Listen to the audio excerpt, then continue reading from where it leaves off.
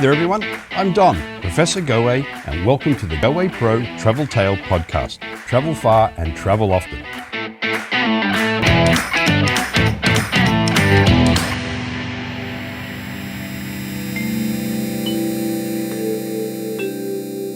Hey there everyone, I'm Don, Professor Goway, and welcome to the Goway Pro Travel Tales Podcast.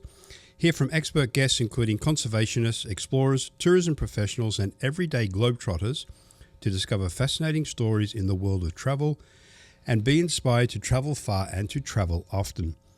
Listen and subscribe to the Goway Pro Travel Tales on your podcast app of choice or check out episodes on the Goway Pro YouTube channel for video podcasts plus other exciting content on the world of travel with Goway.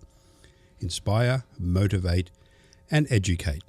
Now today I'd like to welcome Meg Boyd, who, if anyone listened to my recent Alula webinar, I was speaking to, and Alula's in Saudi Arabia, and the gentleman I was speaking to was a gentleman called Vito, and he is an Aussie as well from Melbourne. And Meg, as you'll hear in a minute, is also a fellow Australian. And Meg is our product manager for the South Pacific here at Goway. So Meg, what does the South Pacific mean to Goway? For us, the South Pacific is Australia, New Zealand, and Tahiti, Fiji and the Cook Islands, and also Samoa and Tonga. Samoa and Tonga. Do we do Noumea? We don't do Noumea, no. Why is that? It's never been part of our product portfolio. Really? Yeah, so it's always really just been those main 5 islands. Yeah, because I was looking at the map sort of in preparation for this, and I just, again, as an Australian, you grew up hearing about Noumea because it's so close to us. And I just wondered, we've never done Noumea. We haven't. I guess never say never. Access for North Americans is probably a lot harder than it is for people down in Australia and New Zealand. It's quite a long way and quite a few connections really to get there. That's also a Polynesian island, isn't it? Yes. Polynesian heritage, yeah. So anyway, we're not here to talk about Noumea. Yeah, well, and also too, down in that region you've got Micronesian, Polynesian, and Melanesian. Yes. And do we do any of those? No. So, I mean, there's places like, American Samoa, and they're not part of our product portfolio.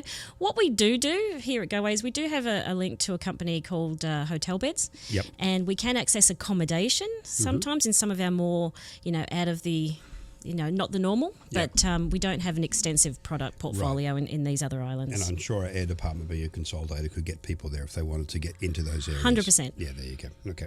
So as I said, we're not here to talk about Micro, Melanesia or Noumea. We're here to talk about Tahiti, and the reason we're speaking to Meg is she's our product manager for our South Pacific department, which, as she just said, deals with the South Pacific Islands, Tahiti in particular.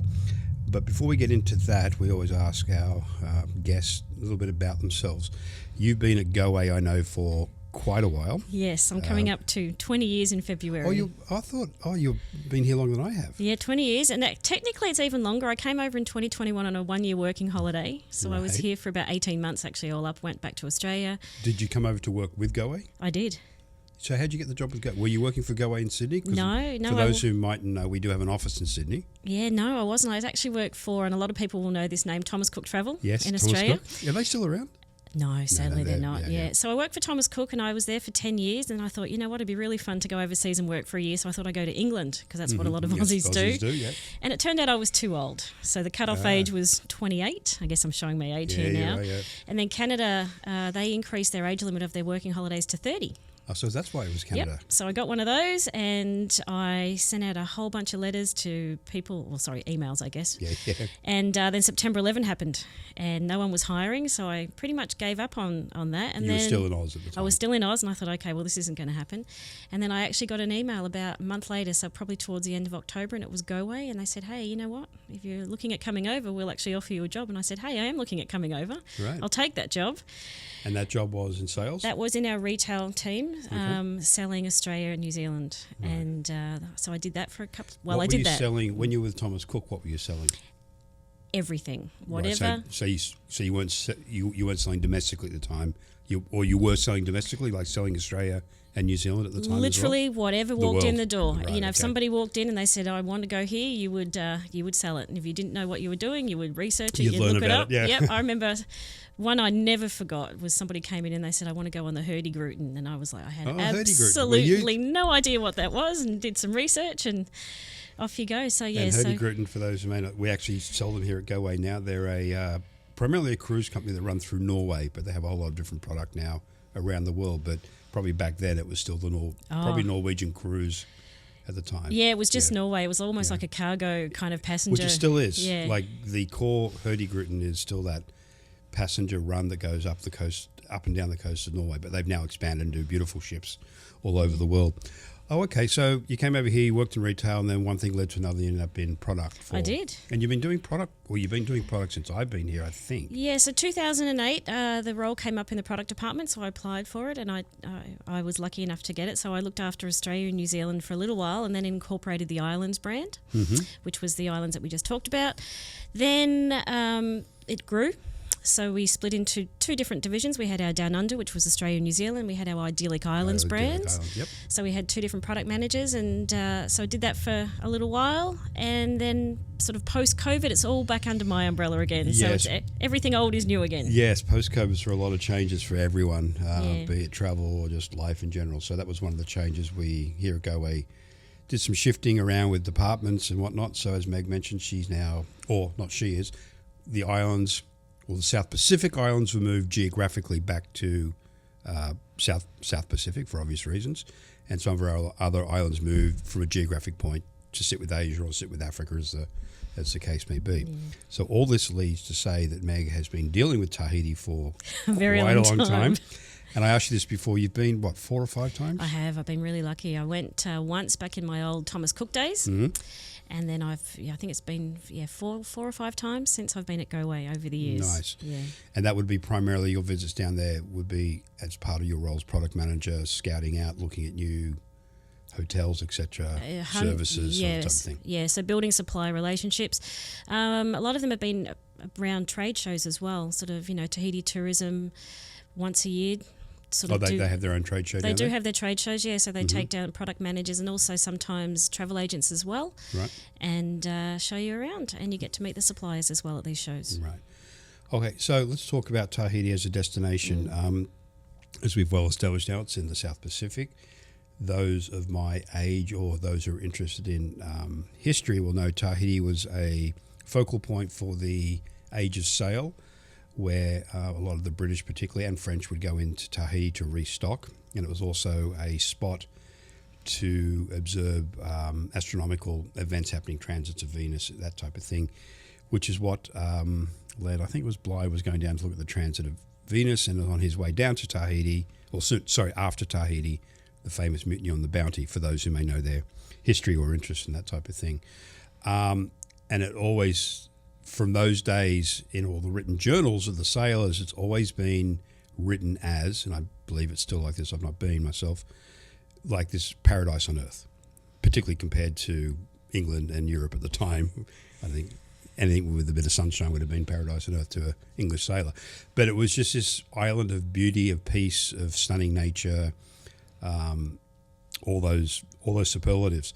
So it's still got that draw to it, I would assume. Like it's viewed as an exotic, romantic destination. Very much so, and I guess I always say it's sort of like a no filter required destination. You see those iconic pictures of clear blue water, crystal clear lagoons, overwater bungalows. It's everything you see in those pictures, with no filter required. It's just as beautiful in real life as what it is in the pictures, and we know that sometimes some destinations are not always like that. 100%. It's in this age of Instagram, there are a lot of famous examples. I won't list some of famous sites you see on Instagram and everywhere else, which are not doctored, or some are, but they're taken at a certain angle or a certain time of day, or with the 5,000 people waiting in line, just off camera type thing. Yeah. But to your point, I think Tahiti, from my knowledge, is exactly that. What you see is what you get, I guess, for a better term. It is, and it's not overcrowded. Okay, so just on that, when you say it's not overcrowded, because, again, we'll jump around a bit here. When people, and I had, there is a webinar that would have come out before this podcast about this when I was speaking to the tourism board, and we touched on this, but let's do it again. Tahiti is one of the islands. The actual group of islands is French Polynesia. That's correct. Correct? Yep. So when people talk, I know people generalize Tahiti is generalized as all the islands, but technically French Polynesia is 3 or 4 groups of islands, which we'll touch on in a minute. Tahiti is one island, and there's two others, Moorea, Bora Bora. And so that would be... Is it 3 or 4 in the Society Island groups? Oh. The big ones. Yeah, I think it's 4. Okay. So Tahiti is the main island. It's where the international airport's located in Papeete, which is the main... and that's PPT for our travel agents. PPT, yes, it is. Yep. And then from there, the typical Tahitian, let's call it Tahitian vacation, would be a Tahiti, Moorea, Bora Bora combo. Okay. So Moorea is an island. It's actually the shortest commercial flight in the world. It's about 12 minutes from takeoff to landing. Oh, really? That's short, yeah. And there's also ferries as well. Okay. That are only, it's about 45 minutes, 50 minutes on a ferry. So access is very easy. And from memory, if you're looking at Tahiti, I'll throw a map up. Geographically, Moorea is northwestish. It's above Tahiti. Yeah, and the access is very, very easy. Yeah. And Bora Bora is a flight. It's about an hour flight. Yeah, that's a bit further away, and again further north from Correct. Tahiti. So they're the 3 big islands that people would generally look at on a first visit. Yes. So what's the difference between the 3? Because again, you just said typical Tahiti vacation would take the 3 islands in. Correct. Yep. Bora Bora, I think, is famous for those overwater bungalows and those classic shots. But what is the big difference between those 3 islands, if any major difference? I'm sure. No, they're all quite different. So a lot of people will use the island of Tahiti and Papeete as a starting and ending point, maybe 1 or 2 nights before they move out to the other islands. A lot of the flights will either arrive very early or leave quite late at night. So sometimes you have to spend a night in Tahiti.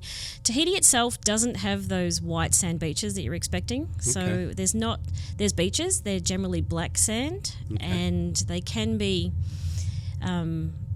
quite wavy. So they're not known for those idyllic waters that you may expect. On the island of Tahiti. No. But that can be quite nice. There's a couple of hotels. You're in there. You can hear the waves crashing on the beach, and black sand beaches, which can get also very hot in the sun. So yes, I bet it does. Yeah, they do. So Moorea is one island. It's quite mountainous. You can drive around the outside. So a lot of the resorts are actually they're located on the coast. Again, you've got really nice waters, lots of snorkeling, lots of diving, etc., etc. Also some inland activities as well. So 4-wheel drive, half-day tours, lagoon tours. Bora Bora is very different in the fact that Bora Bora's got a main island in the middle, which has got a mountain on there called Mount Otamanu, and then there's a big lagoon, and then all around it are these little, what they call motus. And not each motu, but this is where most of the accommodation is located. So you do have some... What's a motu, just for those? A motu is a little island, a tiny little island, on the outside of the lagoon. So you do have some properties on the main island of Bora Bora, but I'm going to say the majority of accommodation is located on these little motus around, looking, obviously depending on where the resort's located. They could be looking out to the open ocean, or they could be looking back towards the island in the middle, which is probably known as the prime views. Back towards the mountain? Yeah. Oh, really? Yeah. Not out to sea? I guess everyone's got their own personal preference. Yeah. Personally, for me, I think looking back towards the mountain, it really is. Oh, okay. It's beautiful. Looking out to the ocean, it's lovely, but looking back to the mountain, that's generally you'll generally pay a little bit of a premium for an accommodation that will look overlook Mount Otamanu. Normally the garden view, so to speak, is cheaper than the ocean view, but in this case it's the other way around. Well, I wouldn't even. It's not definitely garden being. I'm talking the mountain. Yes. Because then it's. I guess look, everyone's got their own opinion. Yeah, for me, it's more scenic. Oh, okay. Yeah. So, in general terms, again, we're generalising here. Tahiti, the island itself, is your start-finish point. Correct. Big city. Relative to where you are in Tahiti. Yes. Yeah, okay. It's no New York. Yeah, exactly. In Moorea, that would be your activity area where you can do more stuff. And Bora Bora is more of your chill. Again, I'm generalising. Yeah, more land. There's certainly a few more land-based activities. On Moorea? I shouldn't say more. You've got land-based activities in Bora Bora as well. Okay. But obviously the access is different. If you're on a motu, you've got to come to the main island. So you do have more land-based activities in Moorea. There's a couple of small little towns as you go around. There's some really nice day tours. I was lucky enough to be there in January last year and did a half-day Moorea food tour, which just blew me away because it was a combination of a city tour. You got to eat in you got to eat in little locally owned places that as a tourist I probably wouldn't have ever gone to or right. eaten there or been a little bit nervous. And it was a fantastic half day. Came back, it's in the system, and pretty much everyone sells it on every itinerary. Oh, nice. Yeah, it's really nice. Yeah, I think food tours anywhere in the world are always a big plus because, one, they give you an insight into the local cuisine. Yeah. But if they're designed properly, which they generally are here at Goway, they take you to, well, I can't say less toured because of, there's a food tour I do and done a couple of times in Bangkok, and a lot of people go there, but still the restaurants are local restaurants. Yeah, and even like a food stand on the side of the road, yeah. which a lot of people look food at local trucks and food stands are quite big in Tahiti, aren't they? Yes, yeah. Actually, in Papeete itself, there is actually a night market, I guess, and they just have they have a lot of, I guess, caravans and food stands and food trucks, and it's quite the thing to do in Papeete. What's the type of cuisine in Tahiti? Is it? I guess seafood would be. There's a big a part lot of of seafood, a lot of local, as much as they can, local produce. The quality of food actually, for me, was a very pleasant surprise last time I was there. It had been quite a long time between trips for me. I was, like I said, I was there in January last year, and before that had probably been 8 or 9 years. Right. So there's definitely a European influence to the food because you've obviously got that French influence. Of course, yep. You've got that Pacific influence, a bit of... I guess Western, US. Yeah, there's a little bit of everything. Food is not... It's not cheap. Okay. It's not cheap in Tahiti, but the food trucks in general, or food is not cheap? It's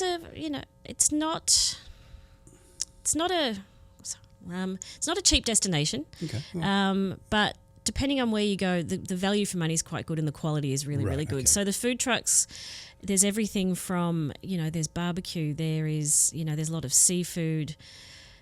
There's quite a big variety of food. I understand. At these markets. I understand that Tahiti is the home of vanilla, which I didn't know about. Yes, I don't know. I think, wasn't it discovered in Madagascar or something like that? Probably. But yes, it is quite known. Some of the outer islands are actually known for their vanilla. Vanilla, yeah, and which I didn't know about. Yeah, it's quite the souvenir. Yes, and I believe black pearls are also a big thing at Tahiti. They are. Correct? Yeah. Are they, comparatively speaking, affordable? Are they cheaper in Tahiti than, say, buying here? They would be, and there's a lot of different grades of pearls as well. Yeah. So, you can get everything from, a pearl for a couple of dollars up to obviously, thousands of dollars. But there is a big variety. There's a lot of stores and you can get a lot of help choosing the right pearl. Right. I've got a couple actually that they're beautiful. Yeah, they are. Very nice. Yeah. So on those 3 islands, so again, I was generalising. So people know Bora Bora, I guess, because of the romantic vibe and marketing that's been put towards it for all those years. And it's Tahiti also, and I'm making an assumption here, on Bora Bora. Let me go back. It's Tahiti who invented the overwater bungalow. Correct. It was actually some American guys who did it, that much I know. Would Bora Bora have the highest population of overwater bungalows, or are they evenly spread throughout the entire French Polynesia, or are they sort of limited only to these 3 islands we're talking about? No. There are properties with overwaters in most of the, Tahitian islands that are visited for tourism. But Bora Bora would have more because they've got more resorts. Right. So there's a higher percentage of overwater bungalows. Well, I guess by its location too, as you said, Lulamotu's everywhere. Yeah. That's sort of that sort of necessitates that type of accommodation to be over the water. Yes. Yeah. And then, so there's definitely more because there's more resorts. And Bora Bora has got a lot of the named resorts. You've got a brand new Western. Mm-hmm. There's a local chain called Pearl Resorts. Right. They actually have resorts on a lot of the different islands as well. You've got Hilton's. So you will, like I said, you will find overwaters in most of the islands, but you definitely will find more in Bora Bora. Yeah. Be it Bora Bora or on the outer islands, is an overwater bungalow a cheap? Can it be a cheap option, or are they all generally 4 and 5 star? Most of them are 4 and 5 star. We've got one particular property in Bora Bora, which is called the French Polynesia, and that's probably the most affordable. It's an interesting little resort. It's got your overwater bungalows, it's got beach bungalows, and it's on 2 sides of a road. So you've got the beach side, you've got a road in the middle, and then it actually goes up the hill. So they've got hotel rooms as well. Oh, up in the hills. Yeah, so they've got I think it's about 4 stories. Building of hotel rooms, so you've got garden view and you've also got ocean view, and the views are actually quite spectacular. Right. And that is probably one of the more affordable options that we have in Bora Bora. Yeah. So obviously, not all accommodation in Tahiti or French Polynesia is over water. You have your more traditional beach and or hotel type options as well. Yeah. So most of the resorts will have quite often. There's not a huge amount of hotel rooms per se. Most of the accommodation is bungalow or villa style accommodation, but they do vary. So you will have properties in gardens. Mm-hmm. You'll have ocean views, you'll have beach fronts. There's all different kinds of categories of accommodation. So if someone's on a budget, there will be options for someone on a budget in Tahiti. Yeah, and then what we do quite often is we mix it up. So, somebody in Tahiti, there's a lot more hotel-style rooms in Tahiti, so you might go there, stay in a hotel room. Go across to Moorea, for example, you might be in a beach, what we call a beach bungalow or a beach villa. So the actual room is very, very similar. Right. It's just the location. Yeah. Right. So you might be a little bit back from the beach, but literally within, 90-second walk, you're on the beach. Yeah. And then, you could split it up and have an overwater in just one of the, if you do three, in just one of the three islands. Now, because a lot of these, or excluding Tahiti, which is the hub, which would also suggest that's where all any imports come into and all that type, the international flights, of course. So when you go to an outer island, be it Moorea, Bora Bora, or out to Tuamotu or whatever it may be, is your stay an all-inclusive stay? No, not generally. Okay. So you've got accommodation. Most hotels do include breakfast. And then this is where quite often meal plans will kick in. So if you want to, you can add breakfast and dinner. Right. You can add just dinner, you can add just lunch. You can do it for the whole stay, you can do it for part of the stay. And we've got all this in the system. 100%. That clients and agents can pick and choose days they want to do bits in everything or nothing. Yeah, and we also have quite a lot of offers as well that sort of come out throughout the year. Sometimes you can get free meals included. And that so the value can actually be pretty good. Right. Is there a cycle to those specials, or it's just when a hotel's probably showing distressed inventory, that type of thing? We have year-round contracted specials. As an example, stay 5 nights, get free what they call free MAP, which is your meal plan. So you'll get MAP, free breakfast, lunch and dinner. They do obviously just, by nature of the beast, there's probably more low season specials than high season. So on that note, sorry to interrupt, so what is high and what is low season? High season, well, the seasonalities are actually, they're not quite as defined as what they were a few years ago. It does vary a little bit from resort to resort, but generally speaking, sort of May to October would be high. Some hotels... So North American summer. Yeah, very big for the romance market, lots of honeymoons and all that kind of thing. Some hotels, their high season starts in April. Some of it might not kick until the 1st of June. But generally speaking, I would sort of say, May to October is high, and then November through until March is a low season. They have what they call festive in the middle, so that whole Christmas New Year period is festive. I think that's universal. Yeah. So you got that little sort of, I guess, little break in there. But there's no sort of, you mentioned there's no sort of big hotels, no big high-rise. So it's a very, I don't want to use the word rustic, but very grassroots type destination compared to, as you said, like it's not a New York, it's not a Sydney. It's islands. What's the cultural immersion? Because again, like if you go to Bora Bora or Moorea, you're on a resort.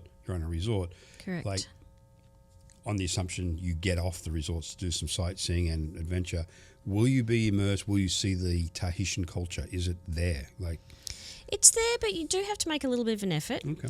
A lot of the resorts will have, and they'll incorporate, for want of a better word, an island night. Mm-hmm.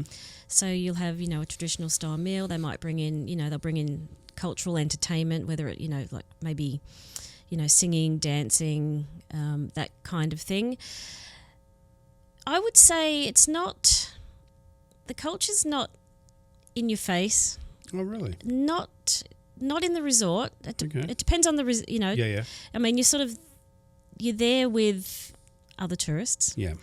And the Tahitians are probably they're a little bit quiet and reserved. Shy, yeah, okay. Yeah. But if you make that little bit of an effort to seek them out and have a chat, they're very, very friendly. Do we have any cultural interaction can you actually stay with a family anywhere in Tahiti? Do we have that? Or is it more that you would witness the culture, obviously getting off the beaten path yourself? Yeah. And or as part of one of these cultural evenings. Yeah, and also, you can do excursions as well. Mm-hmm. If people are particularly interested in culture, especially in some of the small islands, we do actually have a range of small pensions, so little locally owned hotels. Right. And that is a great way to actually get off the beaten track a little bit and really immerse yourself in the local. So is that actually staying with a family, or it's not like staying in a family, but probably a family run? Yes. Yes. Okay. Yeah, staying in a little family run property. Okay then. Yeah. Now you mentioned getting to Moorea is like 12 minutes by plane. Bora Bora was an hour, I think you said. Yeah, it's about an hour. Yeah. And I guess 9 times out of 10, with your years of experience selling Tahiti and seeing what comes through the door, the whole 80-20 rule that 80% of people on their first visit will hit probably those 3 islands. As you said, the typical Tahitian vacation. That would be, I would say, your typical, first-timer visit to Tahiti. So if people are going back, now I know diving's a big thing, particularly in some of the outer islands. What's like the next most popular area to visit? Like if you've done Tahiti, Moorea and Bora Bora, you're selling it to me. I want to go back to Tahiti. Meg, where should I go now? Yeah, so that's where you would start to look at some of the, for example, you mentioned before the Tuamotu Islands. Mm-hmm. So, if you've got diving, you've got some of our more popular islands. We've got an island, Taha. Mm-hmm. Yeah, Taha. Taha, Rangiroa also for diving, and Raiatea. Latiki Hau, which is an island it's known for pink sand beaches. Ooh. Very, very quiet. It's a fishing island as well. That's actually somewhere where people can literally go. You can sit down with the fishermen, and so that's where you get a bit more true Tahitian, I guess. Yes, for want of a better term. yeah. Like I said, you might have to go for a little wander, find the fishermen and stuff like that. Okay. But yeah, another thing too that people do, and it's actually pretty popular with us, is yacht charters. I was going to ask you about sailing around the islands, right? Yeah, okay. So you can do private yacht charters, and you can also do shared. So private being your captain, or you have charter the yacht and you have a captain? And so we sell generally where they're skippered, so you've actually got a staff. So you've got a captain, you've got someone cooking for you, etc., etc. There are other options. We tend, like I said, I would say, your 95-5 rule. They're generally skippered what we sell. Right. Yeah. So to sail a yacht around the Greater Tahiti or French Polynesia, can you do that in a reasonable time, or because the islands are quite vastly spread? Yeah. What you do have to do generally is pick it. There's everything from sort of 3-4 up to a week. And where would they normally start and finish, in Tahiti itself? No, you do have to fly to one of the outer islands you go to the generally. outer islands to do this. Yeah. Oh, nice. Okay. Yeah. So, based on our conversation before about Moorea and Bora Bora in particular, is the infrastructure on the outer islands similar, less, from a tourism point of view? Yeah, look, Tahiti itself, it's a city, so you got a little bit more infrastructure there. There are buses and what have you, but really, I don't think the people that we're selling probably don't tend to use them too much. We're generally organising excursions to get people out and about. So we've got a partner in Tahiti that actually have excursions on all of the islands. So whether you want something private, whether you want something shared, we can do that. But yeah, I mean, these are remote little islands. They certainly don't have. There's not a lot of taxis. Yeah, but is that what you mean? Sorry. Well, no. Well, there's that. Yeah, and that's good in a way, because that's, I guess, the point of getting out of away from the big islands to the smaller islands for that. But I'm thinking more levels of hotels. They match Bora Bora, or they does a client need to lower expectations based on what you would see for Bora Bora if you hit the outer islands? Do you have 5-star overwater bungalows, or is it more back to the beach villas and It actually does depend on the island. For example, Taha has a 5-star resort there. Beautiful overwater bungalows, and then you might get out to somewhere like Rangiroa. So really nice little hotels, but it's not going to have 50 overwater bungalows like what you might see in Bora Bora. But still a good standard.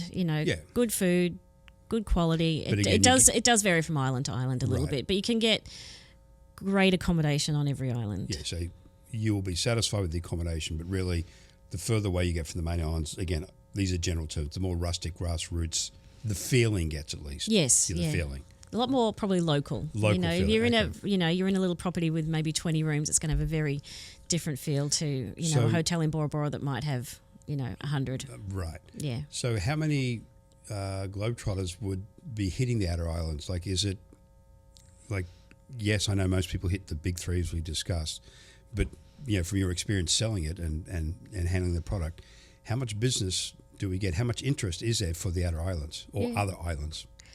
If I had to put a figure on it, I'd probably say honestly, probably 80% of our business is your Tahiti, Marae, Bora, and then after that, we start to send people, like Tiki Hau, Taha, Rangaroa. Not huge numbers to the really remote islands, but they're there. We get the inquiries, but it's definitely probably more the traditional Tahiti, Marae, Bora is what we're doing most of our. Okay. So if someone is looking for that return visit and they want to get away from it, obviously the outer islands is the place to go. Yeah. Okay. And also the sailing too. Yeah. Well, again, that's a big hook, I think, for anyone. Whether you're doing so you could do the big three, sail the outer islands for 3, 4, 7 days, as you mentioned, then come back. So you get the best of both worlds. And most people are doing some kind of, I'm going to say, for want of a better word, jumping around. Yeah. They're doing, 2, 3, 4 things on a trip. Right. So that was my next question, actually. So people it's unlikely, or not unlikely, it's more often not, as you say, they're going to do 2 or 3, even 4 islands on a visit. They're not going to go to Bora Bora and spend their entire 10 days there, unless they're maybe on a wedding or something like that. Yeah, some people do, but it really is, it's such a diverse destination that every trip's different. Yeah. Okay. Yeah, everyone does something a little bit different. And our guys, most of them have been there.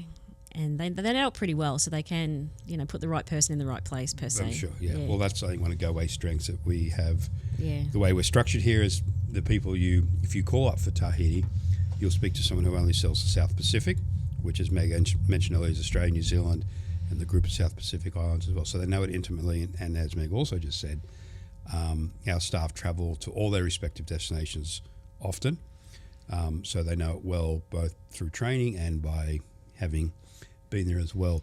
Is Tahiti viewed by you as like a return destination? Like, do you see people going back for second, third visits? Not, to be honest, probably not a lot. Right. We get a few, but most it's a lot of romance and honeymoon. And a lot of people in their mind, for them, Tahiti is Bora Bora. Yes, exactly. They don't actually know that there could be 2, 3, 4 islands. So sometimes people will call up and they're like, I want to go to Tahiti for 10 days. And in their mind, they're imagining 10 days in the one resort. And then when they actually start talking to our guys, they'll throw suggestions out there, and sometimes they don't even, know some of these other options. So a lot of people are in their mind 10 nights in a resort, and this is why we're having the podcast. And they get, they walk away with a 3-island vacation. Yeah, right. So so that's the beauty of it, really. Right. So is Tahiti often bundled with other destinations? Is it used as a stopover? Not, I don't mean like fly in, literally fly out, but as a 3 or 4 day, let's say extension's a better term, to a New Zealand and or Australian holiday? There's actually a couple of different options that you can do right now. Mm-hmm. So you can actually fly non-stop from Tahiti to New Zealand. Mm-hmm. So it's actually with Air Tahiti, so they fly. And then it is actually quite an easy connection, not with Air Tahiti, but with a partner airline onto Australia. So it is from New Zealand. Yeah, right. So you can actually do, Australia, New Zealand and Tahiti. Air Tahiti have actually just entered into agreement too with, Air Tahiti Nui, I should say. Nui, yes. With Air Tahiti and also Air Rarotonga. So it's actually pretty easy now to do a combination of Tahiti and the Cook Islands. Oh, really? It is, yes. Okay. Yes, nice. So I've actually just been working on a couple of different packages. We've just got one on the website now, another one coming, which is a combo of Tahiti and the Cooks. Nice. And Hawaiian Airlines as well. Yes. So, because Hawaiian, who feed that region as well. Yeah, so you can actually combine, combine Tahiti with other destinations. Okay. We've spoken about pretty much, I think, most things that people would ask one of our travel professionals out there about Tahiti in regards to geography, what you can do, accommodation styles, culture, etc. Let's do some meat and potato stuff. Do you need a visa as an American or Canadian to visit Tahiti? You don't need a visa, but you do definitely need a valid passport. Yeah. Why do you say it like that? Because isn't that a given that you need a passport? Yeah, I would say never assume. Oh, okay. That would suggest you've had this we did have challenge in the past. Oh, look, over I don't want to go on about COVID, but during COVID there were some visa requirements and stuff like that. But now it's just a passport. Oh, okay, good. Yeah. Okay. Currency? It's the Central Pacific franc and euro. Most people do. The euro. it's Good, I know attached to the the French it's attached influence. to the euro. So some people go okay. with So again, not that we have anyone in North America probably traveling with euros, but no. So what you would a really euro could be used if you have it. if you want you really want to change your money to francs, and you can Right. do that on the airport. Sorry, you can do that at the airport. Most people do tend to use credit cards. Right. That was my next question. Yeah. So it can be a cashless Yeah, vacation, it but I can. would always suggest, no matter what country, that you have cash for the local stores, markets, that type Yeah. of thing, which may not Yeah. be as cash friendly. Yeah, and I guess something else that maybe might surprise some people, it's definitely, I would say, it's not a party destination. Oh, okay, interesting. So, there's a couple of local nightclubs and There's what have alcohol you. out in Tahiti. Oh, Yeah, 100%. yeah. So, all the hotels have, beautiful bars and restaurants, but, it's not uncommon to, go down to the bar at 9 o'clock and you might be the last person. Oh, really? Yeah, obviously, it depends on the crowd on the day. You Yeah, might of have course, people yeah. at your resort that like a late night, Yeah. but it's also not uncommon. So to, alcohol's not a big part of a tourism or a trip there as a foreigner, nor is it a big part of the Tahitian culture. It would sound either. Oh, look, Well, I'm not saying they don't drink, but it's just, as you say, it's not a big. like I said, local in Moorea and Tahiti itself, there are some local, there's local Hangouts in nightclubs there, yeah. and that type of thing. But I would say it's not in your face. I know I used that term before, but it's not, But yeah, we've been there before, and so I'm going to go down and have a drink at 9:30, and you get down there and the bar is Yes. closing. Oh, closing. Yeah, Okay. but again, it can vary on the crowd. You might have a crowd of people there that like wanna to party? yeah, it might Okay. be there, but yeah, it's generally not known as a Party destination. Okay, So if you had a hen's night with 10 girls that want to go and drink till 2:00 in the morning. You might be the only people in a bar. Yes. If there's a bar even open at that time, yeah, okay. Yeah, but beautiful cocktails, beautiful food.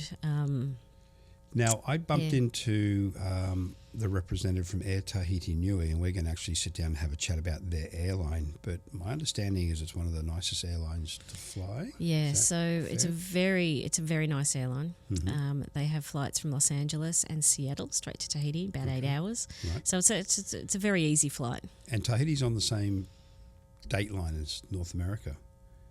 Yes, it is. So, like, you fly today. you get fly there. today. Yeah, so you leave at night, you'll land there the next morning. Yeah, But if you leave in the morning, you'll get there the same day. same day, yeah. Yeah. So I found that when I was down that region that you're on the same day as North America. Yeah. Which if you're down there and working, which you shouldn't be if you're in Tahiti, but just as an FYI. Yeah, unlike Australia or New Zealand where you lose a day. You lose a day and Yeah. you literally, pardon the French, arse backwards from a time point of view. It Yeah. knocks you around. So you said Seattle and Los Angeles direct with Air Tahiti Yeah. Nui. Are there other airlines flying directly into Tahiti? There are other airlines as well. I would say, we do the vast majority of our business with Air Tahiti Nui. Oh, you do? We Okay. do, yeah. But there's a couple of different options. Some of them are seasonal, Right. just depending on the time of the year. And you said that Air Tahiti Nui can take you onwards to New Zealand. And To then New you Zealand. can connect to Australia with a partner Yes, airline from correct. there. Okay. Yep. And from people from the West Coast, they would obviously fly, from the East Coast would fly somewhere to the West Coast to connect. Exactly. The Yeah. connections are good. They've got Air Tahiti Nui have add-ons, with most of the major airlines. So connecting is generally not a problem. And Okay. and with the way the flights leave late at night, there's actually generally, there's a lot of options to get you to the West Coast. Right, yeah. And that's a nice thing. I think almost all the flights into the Pacific, be it Tahiti, Cooks, New Zealand, Australia, are geared to leave at night. So you sort of get your body clock sleeping, if you can sleep Yeah. on a plane. I would assume Air Tahiti Nui have the usual like economy, and then their Yeah, they have economy plus business, that type of Yeah, thing. they have extra space seats. Right. One thing that can surprise some people, and your agent will obviously go that through you, but if you get a morning flight, it will get there quite late at night. It could be 11 o'clock, 12 o'clock, so you have to overnight in Tahiti before you connect. Yeah, I remember speaking to the tourism board. You can, as you say, overnight, but then if you want to, you can be out the next morning to You could Moorea, be on a Bora ferry to Bora, Moorea or wherever you want to go. Yeah, in you could be on a Tahiti. ferry to Moorea at 9 o'clock the next morning. So just on that note, from Yeah. an itinerary structural point of view, Mm-hmm. let's say you arrive in late at night. Do you need to rush out the next morning? Like, is it recommended maybe actually, there's a question I was going to ask earlier on. Is Tahiti, the island itself, worth 2 or 3 days itself, or do you recommend, do most people just get out of there and hit Bora Bora, Moorea and others? Oh, look, it's an individual decision. Mm-hmm. Papeete itself has a really quite a famous, interesting market, which a lot of people want to tick that box. Right. So good for souvenirs. You know, like I said, you've got these night markets. Is that a day or a night market? It's during the day. During the day. Yeah, okay. yeah. More morning. It definitely winds down in the early afternoon as well. So, you know, if you've got the time and you want to spend, you know, your arrival night and spend the next night and do a half day excursion, whether it be I would say if you're going to go out onto the water, you might want to do it from Moorea or Bora Bora, but, you know, take advantage of being on that island and, you know, you definitely can do a day tour. Right, yeah. You know, if you've only got a week and you want to, you know, spend the whole time on a white sand beach, then you might... What I would then do is pick one of the overnight flights. Yes, of course. Land there in the morning and then boom, and then just, you know, go straight out. So either way, it really depends on what you're looking to get out of your holiday. Is there anything coming up with Goway in Tahiti or Tahiti in itself in regards to maybe new resorts opening, new activities, new day tours? Yeah, anything in your world of product that you'd like to mention? Yeah, so probably I've got two things on the horizon which I can't give you too many details, but they fall into that cruise and sail area. Okay. So watch this space. Okay. Probably the latest big news is there's a brand new Western that opened up.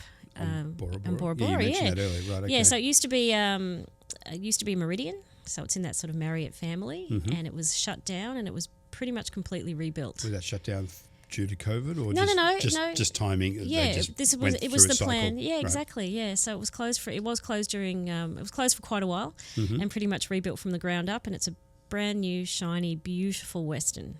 Nice. Yeah, so that's probably the biggest news we've had for a little while. Okay, yeah. So the new property in Bora Bora. Okay, so everyone out there who may be interested in Tahiti, you can speak to Meg. No, you can't speak. You can always speak to Meg. You can always speak to Meg. But Meg and her team have like years and years of experience out there selling the region and the country or the group of islands, French Polynesia. So if you do have any questions further to what we've discussed here today in the podcast, you can reach out to one of our destination experts. You just dial in or email them, and they will be more than happy to look after you and your clients, as Meg has inferred throughout. As I always say, our experts are exactly that. Some of the best in the business. They know it intimately. They travel there often. They're trained to death. Yeah, we train them. Yeah, train them to death.